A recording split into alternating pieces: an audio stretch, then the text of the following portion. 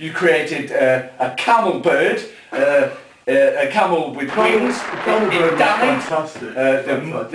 The moth canvas, the tomato ketchup fryer. All these crossovers. They create, as stipulated in your agreement before you came onto the show, might I add.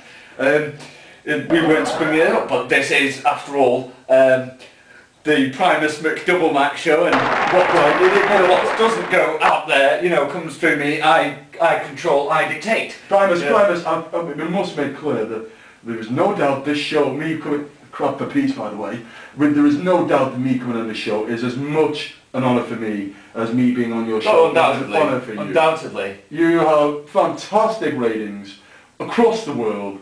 Primus, you're one of the most rigorous, demanding interviewers.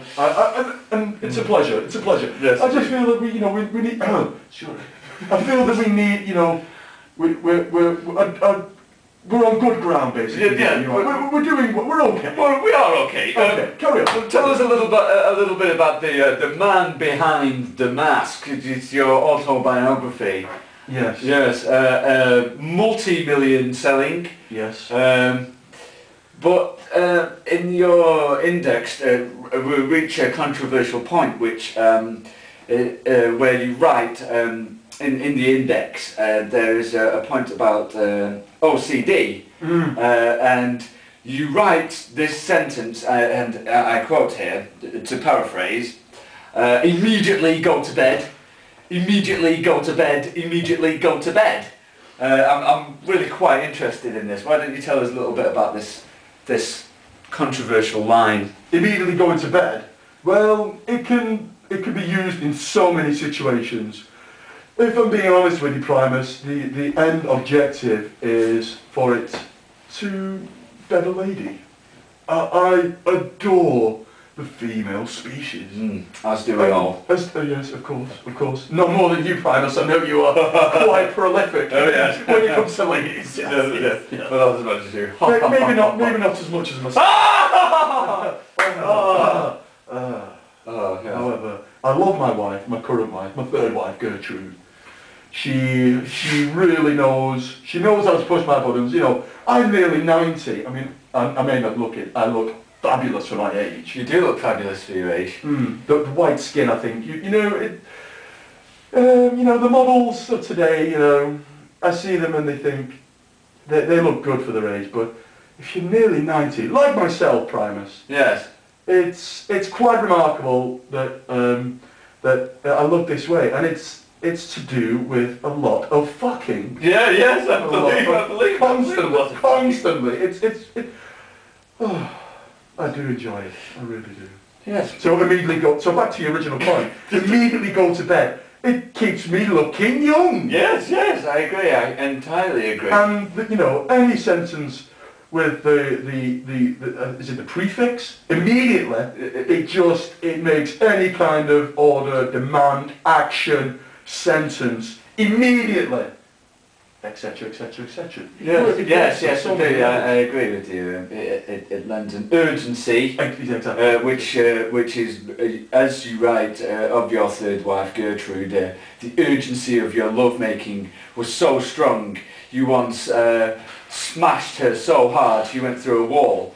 But that was unfortunate. Oh, we had so many complaints about this. From who? Well, if you'd allow me to continue, we had Jermaine Greer on the blower. Jermaine Greer. She was extremely disappointed. She has held a I'm not sure of the word I'm looking for. She has held a grudge against me for a number of years now. Jermaine, before she announced she was a feminist, she actually made a pass at me, and I spurned her. No, the reason I spurned her was because she had terrible breath. Primus, her breath was shocking. I mean, I have seen some sights. I have smelled some sights. You know, I was a bodyguard for Kim Jong-il's father, and also Kim Jong-il as he became the great and unadopted leader of North Korea, which, I might add, is a magnificent country. Magnificent! And if the world was run that way, same way I run my company. the world would be a much better place. That's a great point, Robert.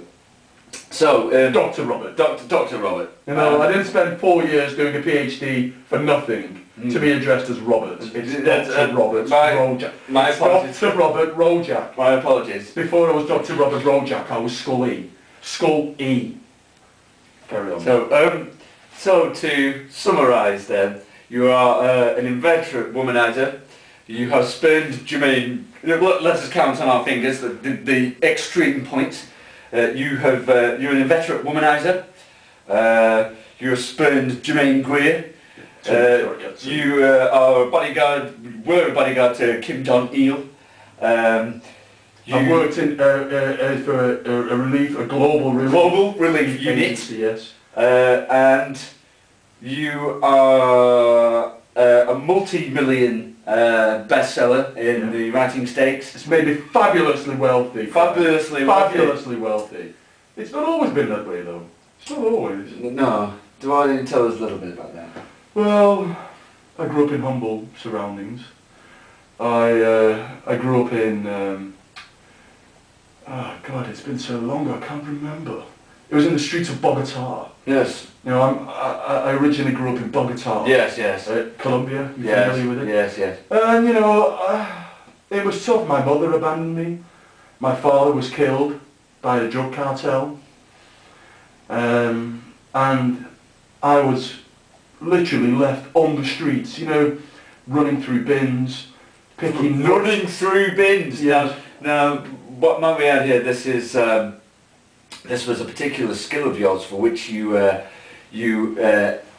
gained the disreputable title of mega urchin. Oh, a label I have been trying to erase for a number of years, and obviously by the fact that you're referencing it, yes, well, sorry, shows that I again, have failed in that, yes. that objective.